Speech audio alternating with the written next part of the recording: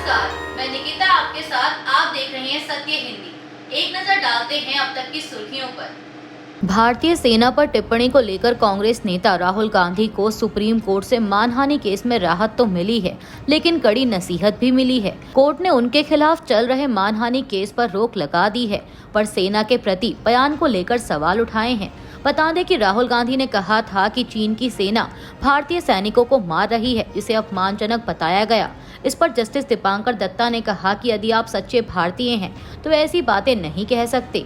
Court ने राहुल के वकील अभिषेक मनु सिंघवी से पूछा कि क्या उनके पास चीन द्वारा 2000 वर्ग किलोमीटर जमीन कब्जाने का कोई प्रमाण है।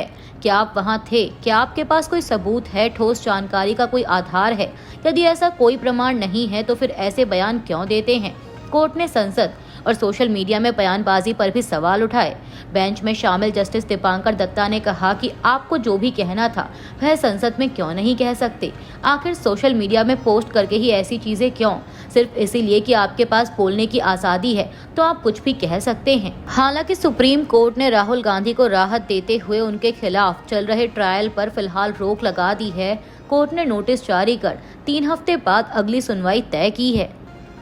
अनिल अंबानी की मुश्किलें कम होने का नाम ही नहीं ले रही। सूत्रों के मुताबिक ईडी ने 12 से 13 बैंकों को पत्र लिखकर अनिल अंबानी समूह की कंपनियों को दिए गए लोन की जांच से जुड़ी जानकारी मांगी है। इनमें SBI, ICICI, axis, HDFC, UCO और पंजाब एंड सिंध बैंक जैसे सार्वजनिक व निजी बैंक शामिल हैं। एजेंसी ने लोन चूक पर अपनाई गई प्रक्रिया, चूक की समय सीमा और वसूली की कार्रवाई की डिटेल्स मांगी हैं। एनडीटीवी की एक रिपोर्ट के मुताबिक 17,000 करोड़ रुपए की कुल धोखाधड़ी के मामले में रिलायंस हाउसिंग और कमर्शियल फाइनेंस पर 12,553 करोड़ तथा रिलायंस कम्युनिकेशंस पर 4,000 करोड़ रुपए बकाया हैं। ईडी ने अनिल अंबानी को 5 अगस्त को यानी कल मंगलवार को पूछताछ के लिए तलब किया है और उनके खिलाफ लुकआउट सर्कुलर भी जारी किया गया है। आपको बता दें कि कुछ दिनों पहले ही ईडी ने 50 कंपनियों के 35 परिसरों और अनिल के व्यापारिक समूह के अधिकारियों समेत 25 लोगों के परिसरों पर छापे मारे थे। 24 जुलाई को शुरू हुई है छापेमारी, 3 दिन तक जारी रही थी। यह कार्रवाई आर इंफ्रा समेत अनिल अंबानी की कई समूह कंपनियों द्वारा कथित वित्तीय अनियमितताओं तथा 17,000 करोड़ रुपए से अधिक के सामूहिक ऋण को किसी और काम में इस्तेमाल करने के लिए की गई। बिहार में वोटर लिस्ट के विशेष गहन पुनरीक्षण यानी एसआईआर के बाद तेजस्वी यादव के ईपीआईसी नंबर विवाद ने सियासी पारा बढ़ा दिया है। तेजस्वी ने आरोप लगाया कि उनका वोटर कार्ड बदल गया, जबकि चुनाव आयोग का कहना है कि तेजस्वी द्वारा दिखाया गया ईपीआईसी नंबर आधिकारिक रूप से जारी नहीं लगता। आयोग ने उन्हें नोटिस जारी कर जांच के लिए मूल ईपीआईसी नंबर मांगा है। वहीं आरजेडी ने आयोग पर बीजेपी के इशारे पर कार्रवाई करने का आरोप लगाया और वोटर लिस्ट में गड़बड़ियों की शिकायत की। मीडिया रिपोर्ट्स के मुताबिक कई मतदाताओं ने भी ईपीआईसी नंबर बदलने, दस्तावेजों की दोबारा मांग और 2 लोगों के एक जैसे ईपीआईसी नंबर जैसी अनियमितताओं की शिकायत की है। बिहार में चल रही एसआईआर यानी स्पेशल इंटेंसिव रिवीजन प्रक्रिया को लेकर विपक्षी गठबंधन इंडिया ने एकजुट मोर्चा खोल दिया है। नेता प्रतिपक्ष राहुल गांधी 7 अगस्त को दिल्ली स्थित अपने आवास पर विपक्षी दलों की डिनर मीटिंग की मेजबानी करेंगे, जिसमें एसआईआर के खिलाफ साझा रणनीति तय की जाएगी। यह बैठक 24 जून 2024 के बाद विपक्षी गठबंधन की पहली प्रत्यक्ष मुलाकात होगी। वहीं अगले दिन यानी 8 अगस्त को सभी दल मिलकर चुनाव आयोग मुख्यालय तक विरोध मार्च करेंगे। विपक्ष का आरोप है कि बिहार में वोटरों के नाम बड़े पैमाने पर हटाकर वोटबंदी और साइलेंट इनविजिबल रिगिंग की जा रही है। सरकार ने इस मुद्दे पर संसद में चर्चा से इनकार किया है, जिस पर विपक्ष भड़का हुआ है। टीएमसी नेता डेरेक ओब्रायन ने भाजपा पर हमला बोलते हुए कहा कि वे बहस से डरते हैं और संसद को बाधित कर रहे हैं।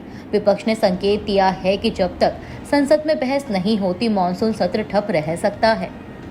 उत्तर प्रदेश के कासगंज जिले के कोतावली सोरो क्षेत्र स्थित मल्हा नगर में एक युवक हसनैन को मीट बेचने के कथित आरोप में भीड़ द्वारा पीटने का मामला सामने आया है। मीडिया रिपोर्ट्स के मुताबिक बताया गया कि वह शहर से मीट खरीदकर इलाके में बेच रहा था। कांवड़ यात्रा में शामिल लोगों और बजरंग दल कार्यकर्ताओं को इसकी सूचना मिली, जिसके बाद मौके पर पहुंचकर उन्होंने युवक के पास से लगभग 5 किलो मीट बरामद किया। दावा किया गया कि वह मीट गौमांस था, जिससे आक्रोशित भीड़ ने युवक की पिटाई कर दी। पुलिस ने मौके पर पहुंचकर हसनैन को भीड़ से बचाया और हिरासत में लेकर मीट को जांच के लिए प्रयोगशाला भेज दिया। पुलिस पूरे मामले की जांच कर रही है और हमलावरों की पहचान भी की जा रही है। मुख्तार अंसारी के छोटे बेटे उमर अंसारी को गाजीपुर पुलिस ने गिरफ्तार किया है। पुलिस ने उन्हें लखनऊ स्थित अब्बास अंसारी के घर से गिरफ्तार किया। अब्बास अंसारी सुहेलदेव भारतीय समाज पार्टी के नेता और उमर अंसारी के भाई हैं। उमर अंसारी की गिरफ्तारी के बाद पुलिस उन्हें गाजीपुर लेकर गई है। मीडिया रिपोर्ट्स के मुताबिक उमर के खिलाफ मोहम्मदाबाद थाने में फर्जी दस्तावेज और धोखाधड़ी का मामला दर्ज किया गया है। यह मामला उनके पिता की जब्त की गई संपत्तियों को छुड़ाने के लिए दायर एक याचिका से जुड़ा है। पुलिस के मुताबिक उमर अंसारी ने अपनी मां के जाली हस्ताक्षर किए थे, जो कि फरार चल रही हैं। उनके ऊपर पुलिस ने इनाम रखा है।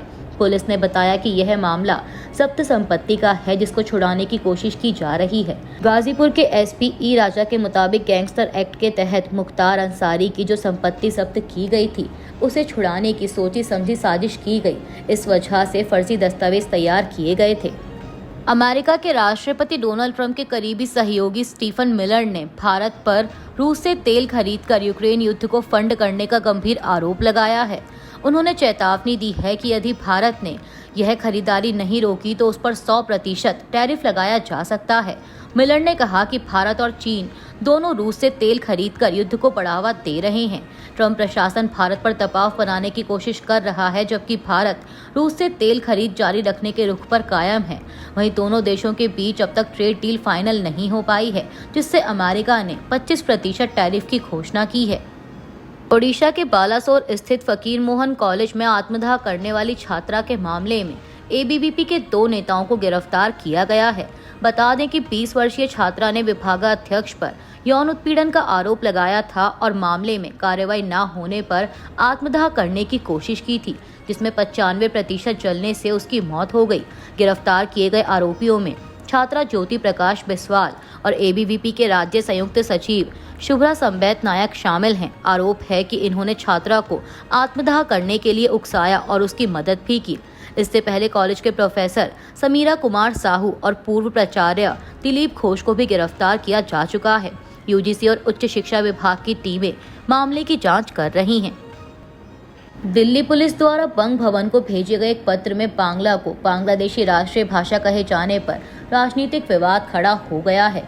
टीएमसी ने इस बयान को बंगालियों के प्रति बीजेपी की घृणा का प्रतीक बताते हुए माफी की मांग की है। मीडिया रिपोर्ट्स के मुताबिक लोधी कॉलोनी थाने के इंस्पेक्टर अमित दत्त ने 24 जुलाई को पत्र लिखकर 8 संदिग्ध बांग्लादेशी नागरिकों के दस्तावेजों के अनुवाद के लिए बांग्लादेशी भाषा में दक्ष ट्रांसलेटर की मांग की थी। पुलिस का दावा है कि इन लोगों के पास से बांग्लादेश के नेशनल आईडी, जन्म प्रमाण पत्र और बैंक डिटेल्स मिली हैं और कोर्ट के आदेश पर इन्हें हिरासत में भेजा गया है। पत्र में कहा गया कि दस्तावेज बांग्लादेशी राष्ट्रीय भाषा में हैं, जिन्हें जांच के लिए हिंदी और अंग्रेजी में अनुवाद करना जरूरी है। वहीं अब टीएमसी ने इस भाषा चयन पर कड़ी आपत्ति जताई है और केंद्र से सफाई मांगी है।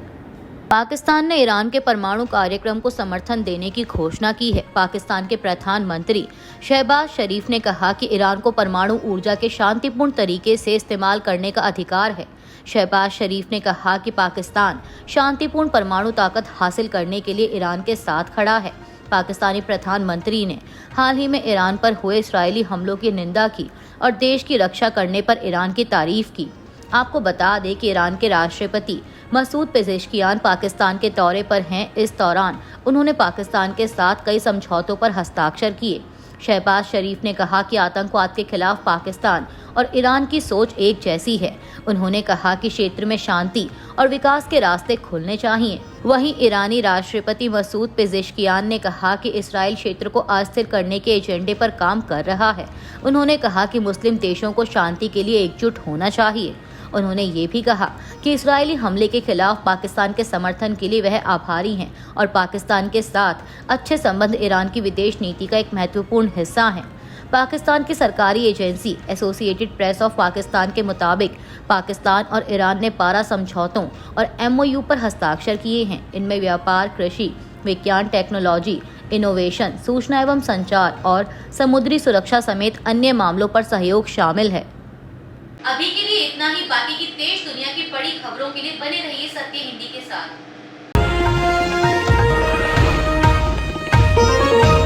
Copyright disclaimer under Section 107 of the Copyright Act 1976. Allowance is made for fair use for purposes such as criticism, comment, news reporting, scholarship, and research. Fair use is a use permitted by copyright statute that might otherwise be infringing.